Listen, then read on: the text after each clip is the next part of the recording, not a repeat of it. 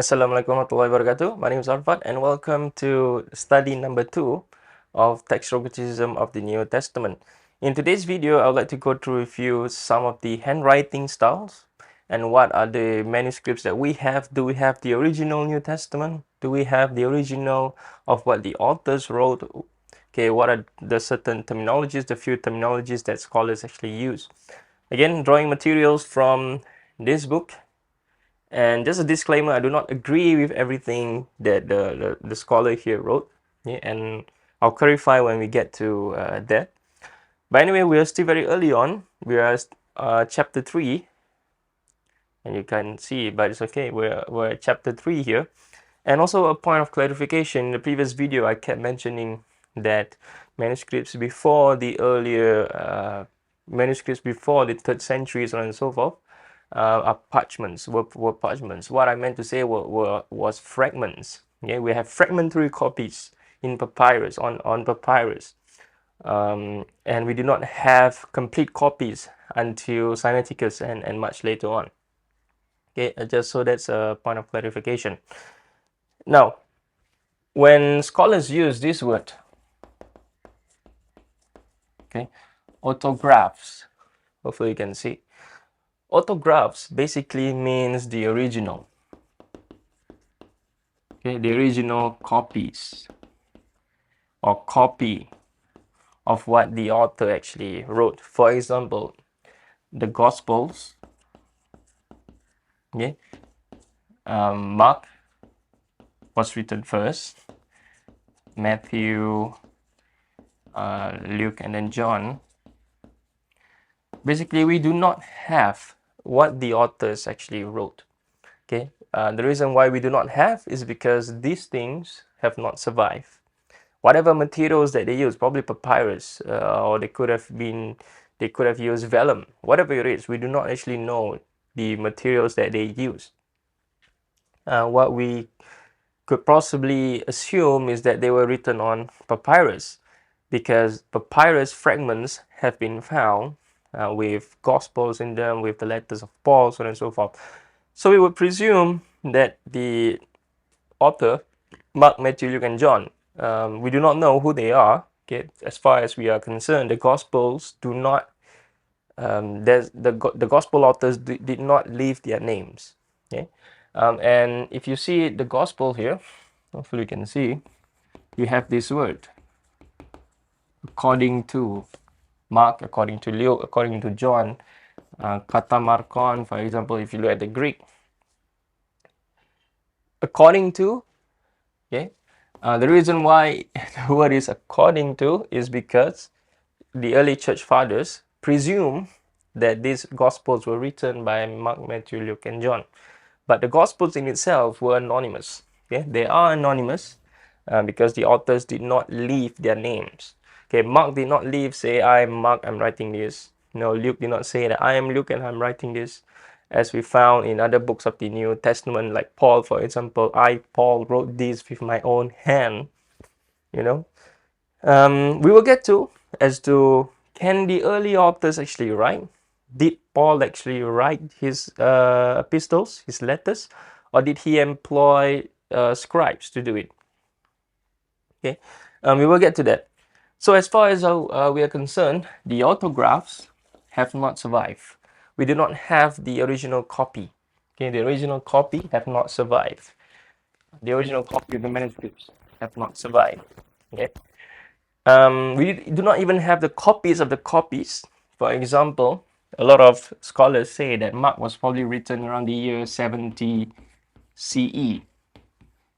Okay, AD here, you can see AD here, Anno Domino, basically means the year of our Lord. But when we are dealing with history, we do not actually use AD. We use CE. Okay, but just so, because some of the literatures that you read, some scholars use AD. So for example, Mark was probably written around the year 70 CE or before. I'll just say plus minus 70 CE.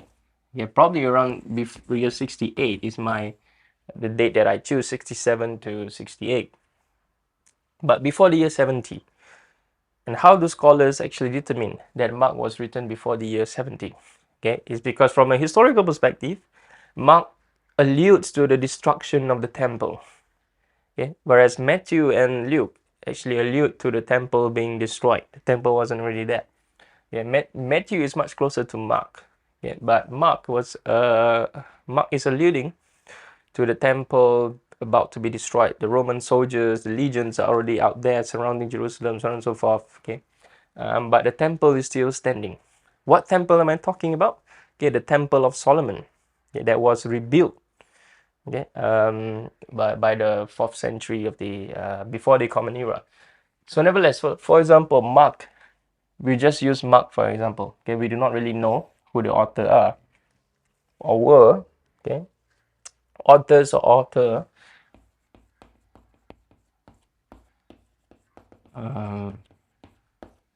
Okay, authors or author. So suppose Mark wrote his gospel or finished writing his gospel by the year 70. And then he passed it on to his community, okay, community of M, the Markan community.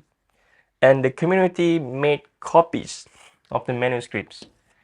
I'll just use this as an example. Okay, copies A, B, and C.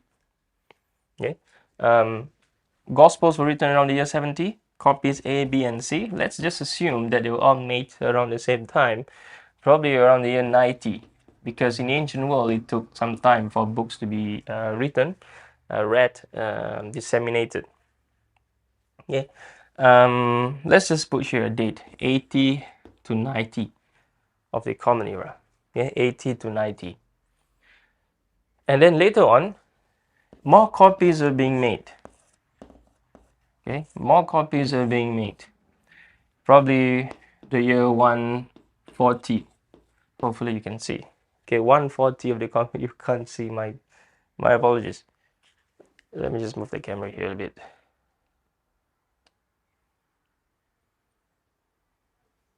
Okay, so around the year 140. Let's just say 140.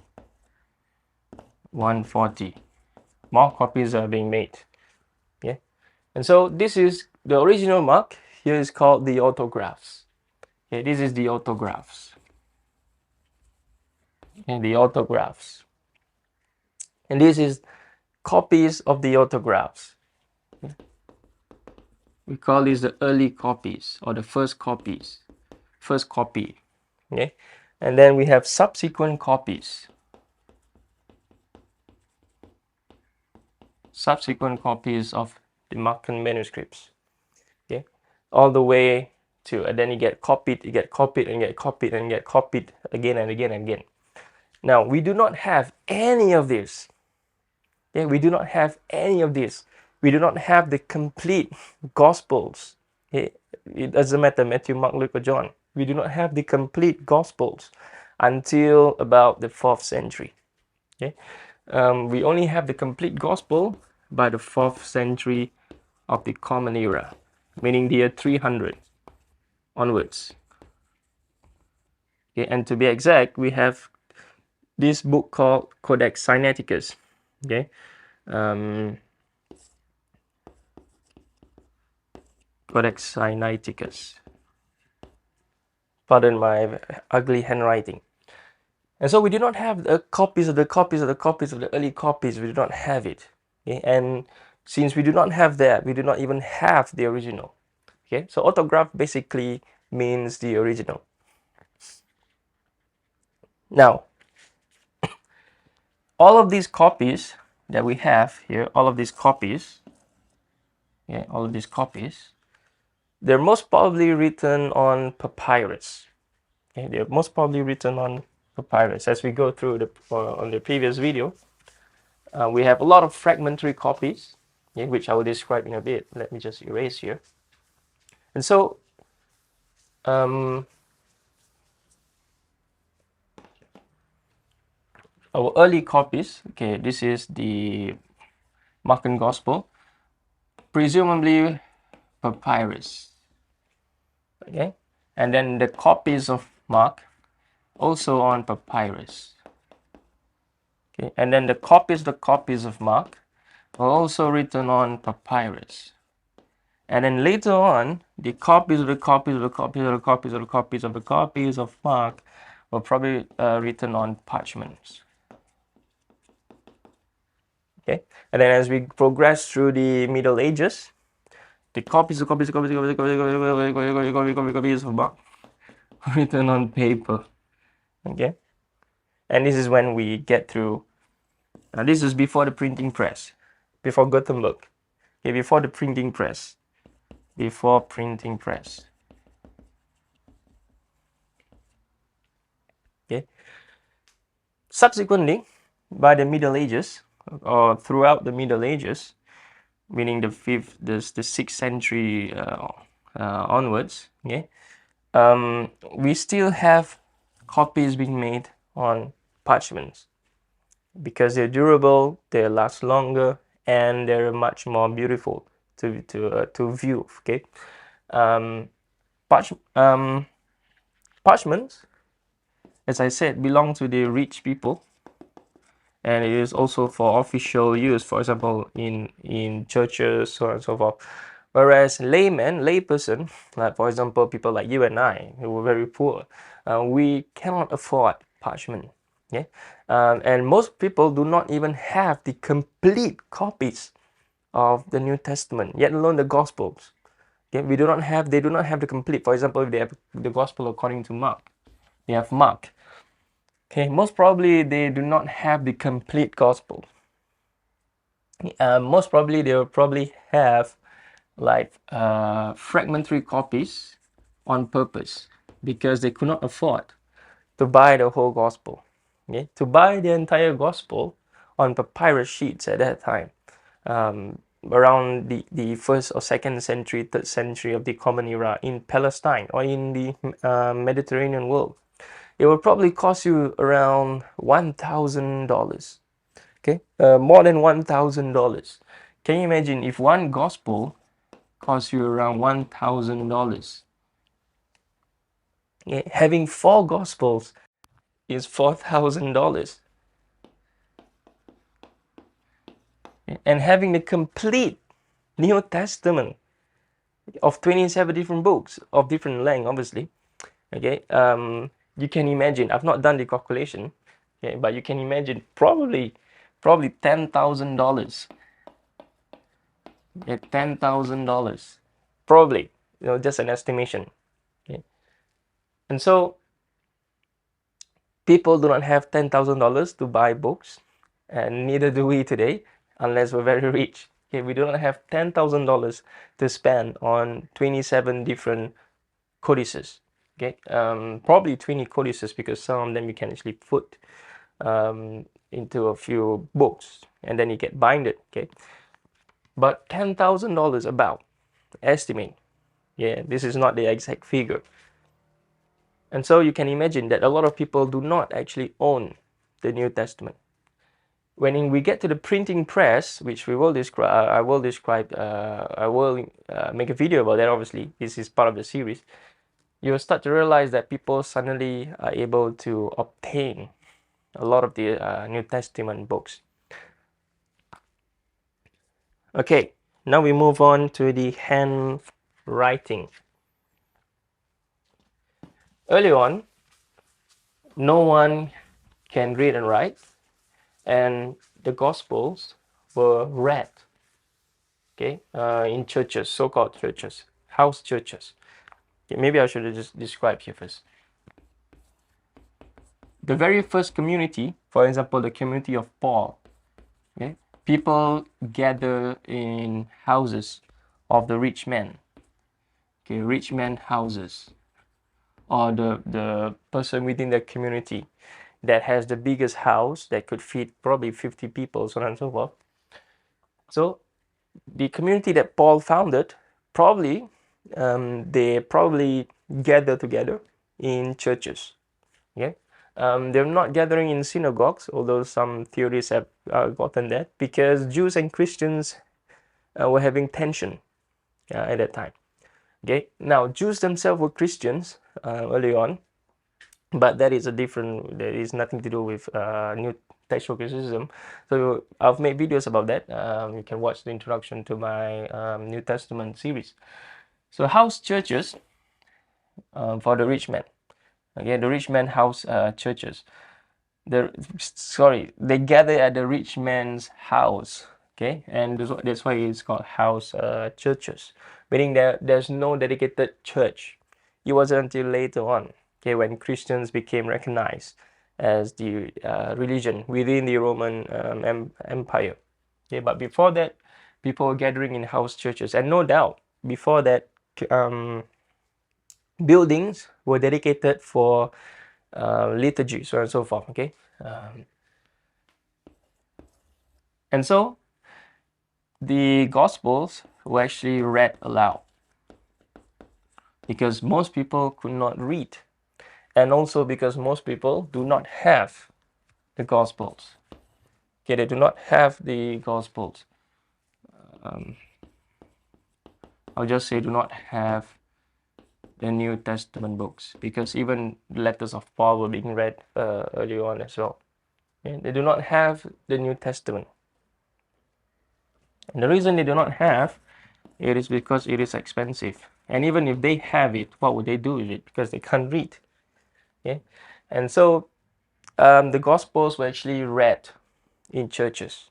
Okay, they're being read. If you look at the early handwritings, if you look at the early manuscripts, okay, before the before the 9th century, so on and so forth, there's a form of handwriting called the unsealed handwriting. Okay, we just call it unsealed manuscripts. MSS here is an abbreviation for manuscripts.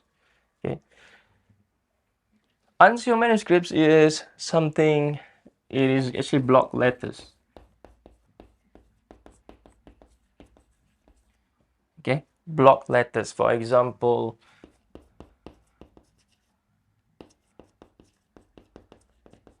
okay, I am Arfat. Normally people will write I am Arfat with spacing. Okay, with a space there. But in the ancient world, this is not how they write. This is much later. Okay, but there were no spaces in between. Okay, there are no spaces in between, and so the problem that textual critic always have to face is that they have to decipher this. Okay, obviously it's much easier if you know Greek, but at times there are confusing passage. Okay, like for example,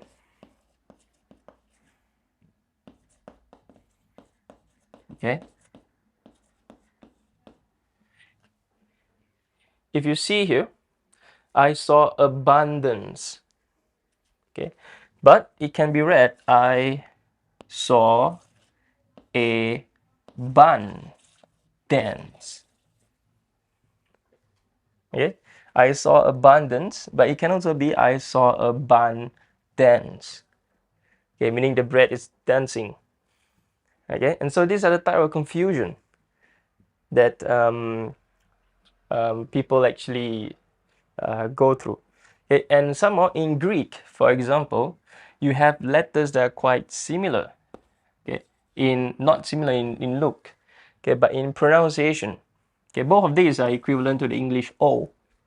Okay, but just one of them is pronounced longer. Okay, and so scribes might misheard a word, and so they probably thought that the person reading is probably reading O, but then actually they're not reading O, they're reading this. Okay, a longer O, so to speak. And so it could also be, for example, the letter E. Okay, there is also a longer version of it. And so sometimes people are confusing. They confuse themselves because they probably do not have knowledge of Greek, so on and so forth. And our earliest manuscripts are actually written in Greek. Okay? We will get to as to the language that Jesus spoke, so on and so forth. But as you can see here, I saw abundance or I saw abundance. And so these are the type of confusion because there are no spaces. Okay, there are no spaces. And also it is all written on using block letters, capital letters. Okay? Because, for example, for those people who, for scribes who are not learned in Greek, okay, I'll just write here again.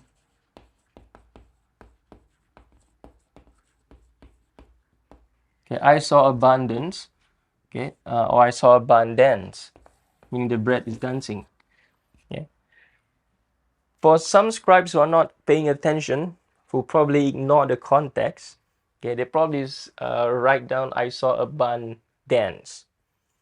Yeah, and so this is scribes not being attentive.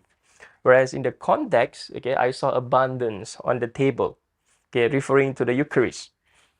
But scribes somehow are not attentive, and they probably do not know the Gospels, or they probably heard it for the first time, or they just copying.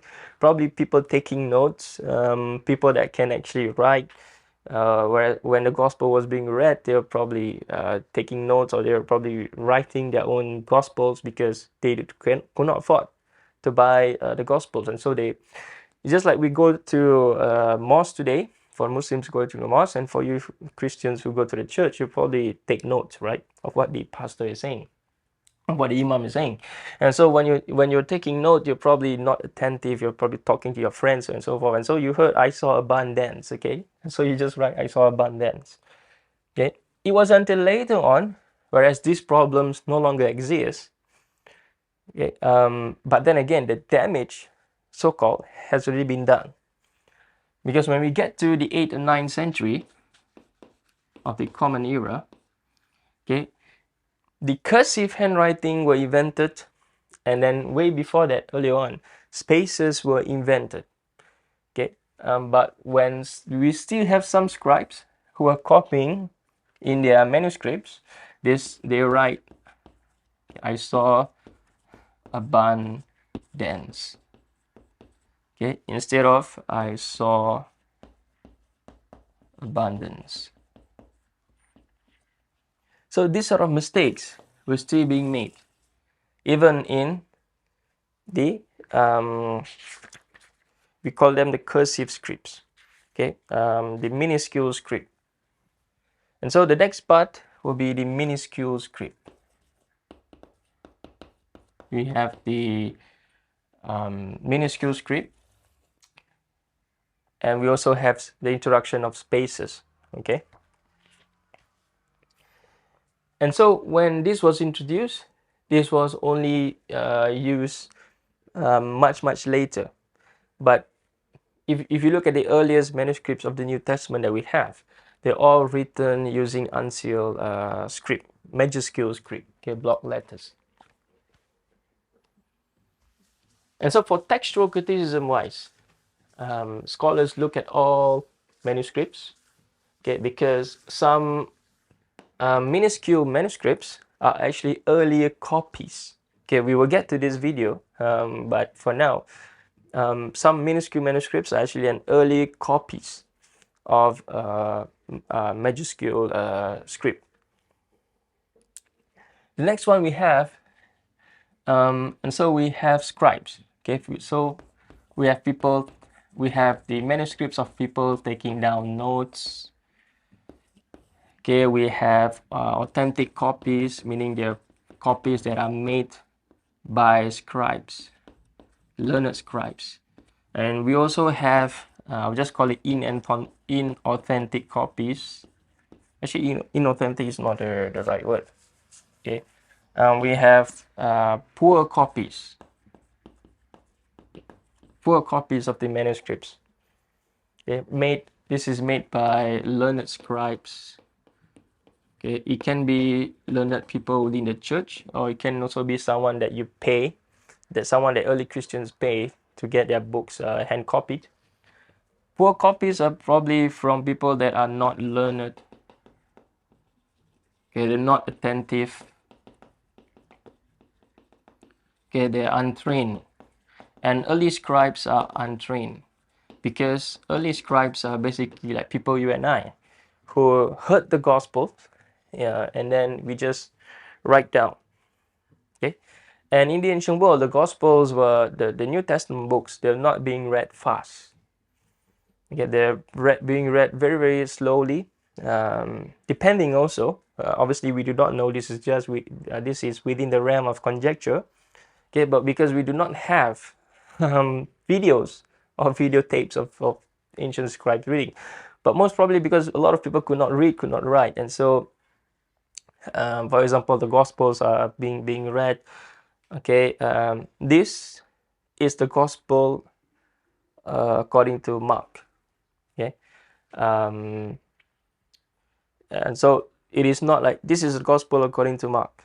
It's more of like this is a Gospel according to Mark. For example, okay, again, we do not know. This is just conjecture. And so we have scribes taking down notes, and we have authentic copies made officially. Number 4 is like we call them we call it lectionaries. Lecture, I don't know how to spell it. Yeah, lectionaries.